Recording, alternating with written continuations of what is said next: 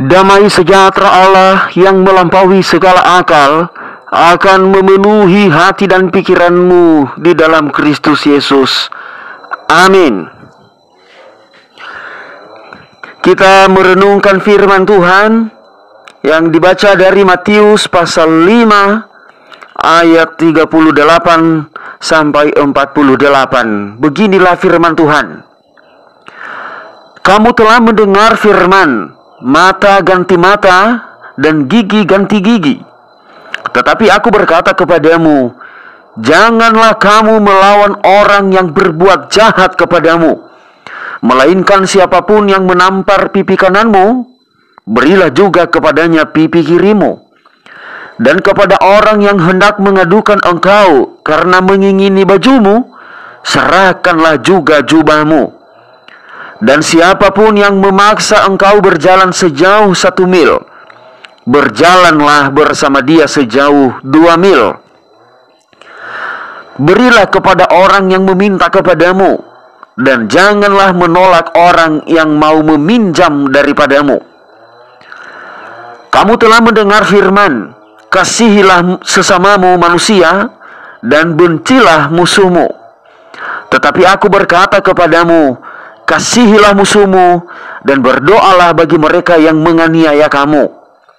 Karena dengan demikianlah kamu menjadi anak-anak Bapamu yang di sorga, yang menerbitkan matahari bagi orang yang jahat dan orang yang baik, dan menurunkan hujan bagi orang yang benar dan orang yang tidak benar.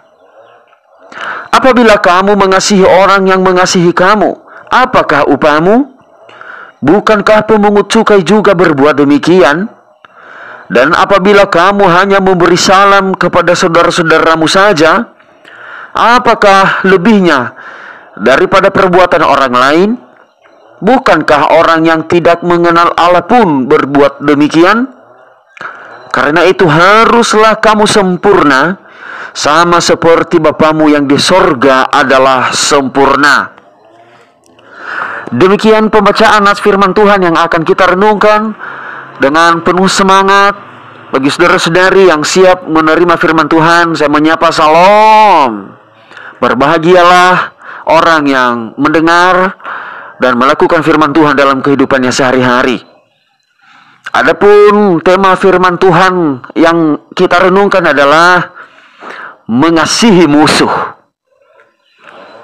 Saudara-saudari di dalam Tuhan kita Yesus Kristus, dalam hidup ini ada banyak hal yang kita alami dan kita hadapi. Karena penilaian orang bagi kita berbeda-beda. Ada yang mengatakan kita baik, dan ada juga yang mengatakan jahat. Ada yang mengatakan pekerjaan kita bagus, baik, kita orangnya ramah, penolong, peduli. Tetapi ada juga orang yang mengatakan kita sombong, kita tidak peduli, kita kasar. Berbeda-beda orang memandang dan menilai kita sesuai keinginan masing-masing. Jika mungkin kata-kata kita atau mungkin salah satu sifat kita berkenan di dalam hatinya, maka ia menilai kita, oh baik, ramah, peduli, menolong. Tetapi jika ia mendapatkan perbuatan kita tidak sesuai dengan keinginannya, ia mendapatkan aktivitas pekerjaan kita, hal yang kita lakukan tidak sesuai dengan yang ia mau, tidak sesuai dengan keinginannya dan kehendaknya, pasti dalam hatinya kita adalah orang jahat. Dalam hatinya kita adalah orang yang tidak benar, orang berdosa, orang sombong, dan macam-macam. Bahkan oleh karena aktivitas kita, sifat kita ia tidak sukai, maka ia omongin ke orang lain tentang kita, ia nambah-nambah. Karena sesuatu kebencian yang ada di dalam hati tidak akan pernah melihat kebaikan kepada orang lain. Oleh karena penilaian orang bagi kita berbeda-beda, apa yang harus kita lakukan? Yang kita lakukan adalah tetap lakukan yang terbaik. Jangan terpengaruh dengan suasana sekitar. Jangan terpengaruh dengan omongan orang apapun. Mau dipuji, mau dihina, mau apapun, dibenar-benarkan atau disalah-salahkan, dijelek-jelekan, jangan terpengaruh. Tetap konsisten pada perbuatan baik. Lakukan yang terbaik. Sehingga bagaimanapun yang dilakukan orang kepada kita, kita tetap mengasihi mereka. Kita tetap mengasihi mereka karena memang bukan kesalahan dari kita. Kita tetap konsisten pada perbuatan yang baik. Kalau memang misalnya orang berbeda-beda, bahkan menyalahkan apa yang kita lakukan, itu bukan kesalahan kita. Mungkin orang itulah yang salah. Penilaian dan pola pikirnya lah yang salah. Sebab itu jangan terpengaruh. Tetaplah konsisten pada perbuatan baik. Inilah keinginan dan kehendak Yesus kepada kita. Ini adalah hukum dari Tuhan kita Yesus Kristus, yaitu hukum kasih. Karena Yesus itu sendiri adalah kasih. Sebagai bukti kasihnya adalah kematiannya di atas kayu salib.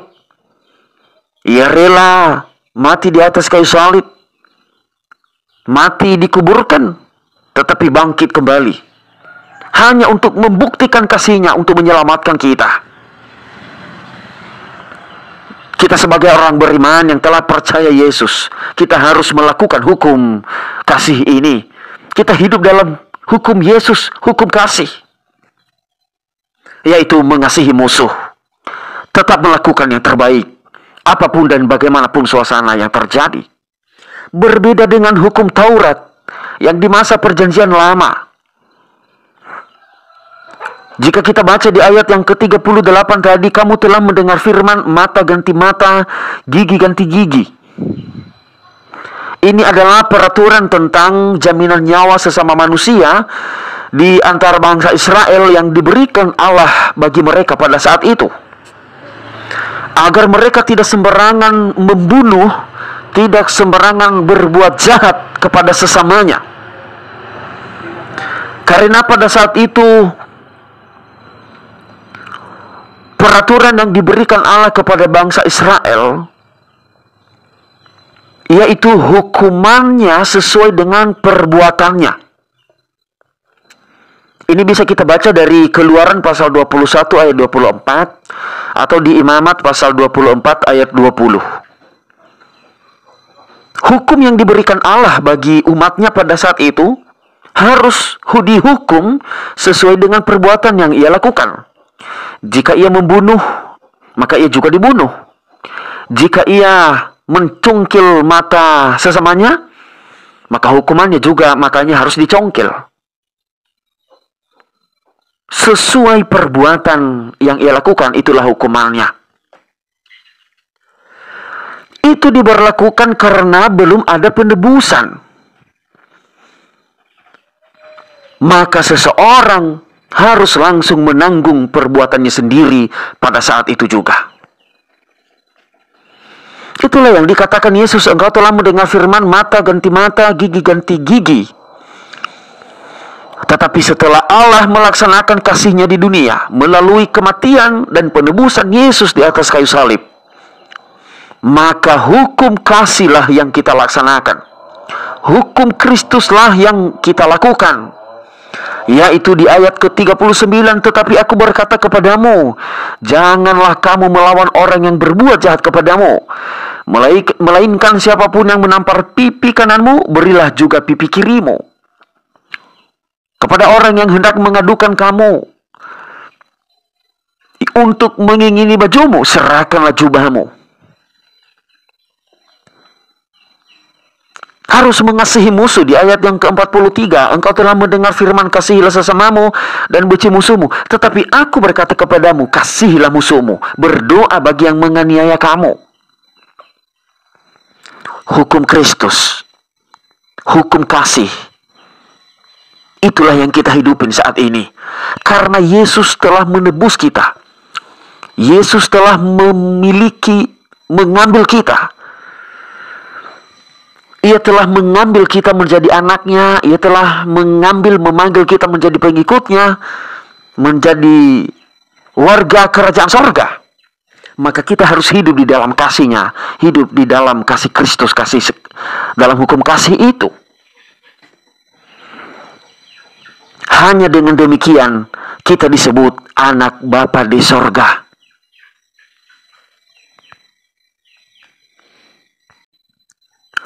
Bahkan harus melangkah lebih maju dari orang lain.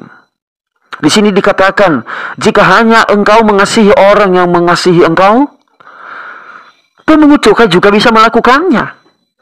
Jika kita hanya mau mengasihi orang yang mengasihi kita, kita berbuat baik kepada orang yang telah berbuat baik kepada kita, orang jahat juga melakukannya. Pemungut cukai juga mampu melakukannya. Kita tahu pemungut cukai ini adalah jahat di mata Tuhan. Menipu, korupsi. Artinya orang jahat juga dapat melakukannya. Jika hanya memberi salam kepada saudara-saudara sendiri yang seiman, orang yang kita kenal, orang yang kita kasihi, Yesus katakan orang yang di luar Kristus juga dapat melakukan itu. Apa bedanya kita dengan mereka? Yang dikehendaki Yesus bagi kita adalah kita harus berbeda dari orang jahat. Kita harus berbeda dari orang dunia. Kita harus berbeda dari orang lain. Jika orang lain hanya mengasihi orang yang mengasihi mereka, jika orang lain hanya melakukan yang terbaik kepada orang yang telah berbuat baik kepada mereka, kita harus maju lebih selangkah lagi. Musuh harus dikasihi. Orang jahat, orang lain, orang yang tidak kita kenal sekalipun harus dikasihi. Itulah hukum Kristus. Itulah hukum kasih. Jadi jika kita mengaku sebagai anak Bapa di sorga, kita mengaku beriman kepada Tuhan kita Yesus Kristus, maka kita hidup di dalam hukum kasih-Nya. Kita hidup di dalam hukum kasih Kristus. Dengan demikian kita disebut anak-anak Bapa di sorga.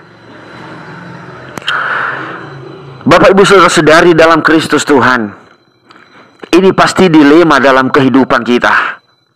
Bahkan banyak orang mengatakan susah melakukannya. Jika ini diseringkan di komsel atau di penelaah Alkitab di lingkungan atau di pelayanan kategorial, ini banyak didebat. Jika kebetulan tema yang dibahas adalah tentang mengasihi musuh ini, banyak orang-orang saat ini, orang Kristen, orang percaya berdebat. Bagaimana dapat melakukannya? Kita sudah melakukan yang terbaik. Kita sudah diam-diam saja. Kita serius di dalam Tuhan.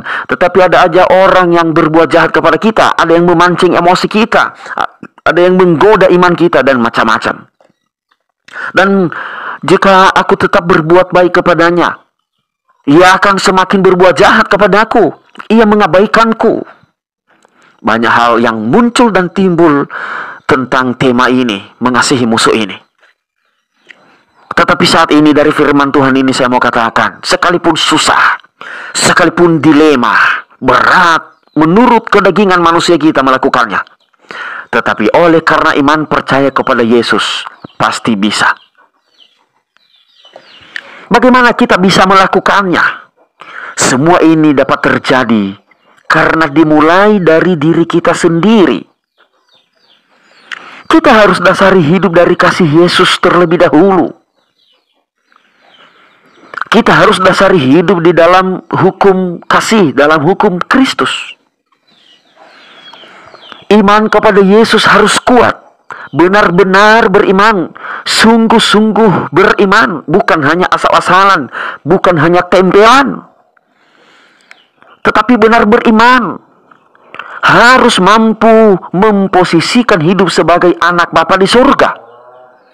Harus benar-benar telah menerima Yesus sebagai Tuhan dan Juru Selamat dalam hidup. Harus benar-benar menyerahkan hidup kepada Yesus supaya ia bertahta di dalam kehidupan kita. Bukan kita lagi yang mengatur pikiran dan perasaan hati kita, tetapi Roh Kudus, Yesus Kristus sendiri yang mengatur pikiran, yang mengatur perasaan, yang mengatur hati kita. Ia yang bertahta, yang berkuasa mengatur kehidupan kita. Itu yang harus kita lakukan terlebih dahulu. Sehingga jika iman kuat kepada Tuhan, jika memposisikan hidup sebagai anak-anak Bapa di sorga, maka seluruh kebaikan itu yang tetap muncul dari kehidupan kita. Sehingga dari kita juga tidak ada kesalahan. Setiap apa yang kita lakukan selalu yang terbaik. Kata-kata kita, cara pandang kita, pola pikir kita selalu baik. Didasari dari kasih Kristus, didasari dari firman Tuhan, didasari dari kehendak Yesus Kristus. Sekali lagi, sehingga apa yang kita lakukan selalu yang terbaik, selalu menyenangkan sesama, selalu diterima oleh orang lain, dan terlebih-lebih selalu berkenan kepada Tuhan dari kerajaan sorga. Sehingga kita tetap konsisten pada perbuatan baik dalam kehidupan rohani, kepedulian kepada sesama, ramah, baik, mengasihi sesama. Itu terus perbuatan, itu terus sifat, sikap yang keluar dari kita. Kata-kata kita tidak ada yang menyakiti. Sifat perbuatan kita tidak ada yang mengecewakan orang lain. Karena bukan kita yang mengatur, tetapi Yesus itu yang mengatur kehidupan kita. Kita mulai dari diri kita terlebih dahulu. Jika kita sudah baik, Yesus bertahta dalam kehidupan kita, posisi kita adalah anak Allah. Memang kita juga tidak bisa pungkiri. Ada aja orang yang iri, dengki. Ada aja orang yang tidak berterima dengan yang kita lakukan.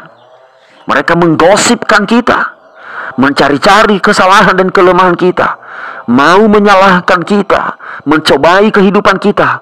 Kita nggak bisa hindari itu. Kita tidak bisa keluar dari godaan-godaan tersebut, karena juga kita masih hidup di dunia. Kita masih ada di dalam tubuh sebagai manusia. Tetapi yang perlu kita ketahui, yang kita lakukan, jangan menaruh dalam pikiran kata-kata orang.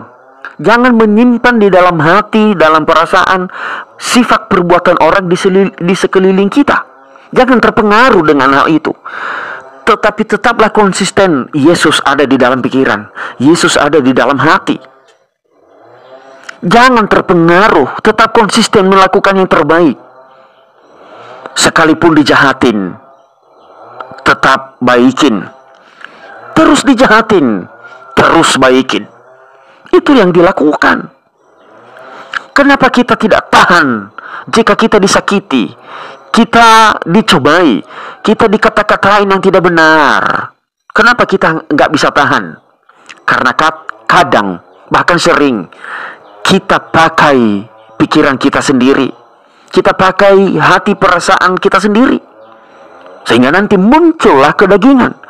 Muncullah sifat kemanusiaan kita.